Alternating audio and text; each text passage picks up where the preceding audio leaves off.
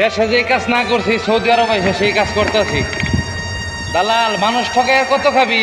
মানুষের রক্ত আর খাইস না, মানুষ ঠকাইস না।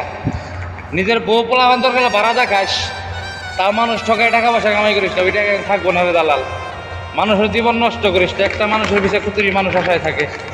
দালাল রে, মানুষ ঠকায় আর খাইস না, ভালো হয়ে যা, এখনো সময় আছে। খোদার মায়ের কিন্তু দুনিয়ার ভাই, কত মানুষ যে তোরা ঠকাইতেছ, কত মানুষের জীবন নষ্ট করতেছ। সৌদি আরব এসে কত মানুষ না খায় মরতেছে, কাজ পাইতেছে না, কোনো কোম্পানি পাইতেছে না, মানুষ কত আত্মহত্যা করতেছে। কি করব তোদের চক্করে বইরা টাকা নেওয়ার আগে খুব পান দেশ না রে। আব্বা যাও, এসির ভিতরে কাম করবা, এক কোম্পানি খুঁজা পায় না, নদীর বলা দালালেরা। মানুষ ঠকে খাইসতে এখনো ভালোই জায়গা। যদি মানুষ ঠকে খাওয়ানোর ইচ্ছা থাকে, নিজের বউ পোলান মা বা ভাড়া মাটা সব ভাড়া দিস, ভাড়া দিয়ে খাইস, তা মানুষ ঠকে খাইস না, ঠিক আছে?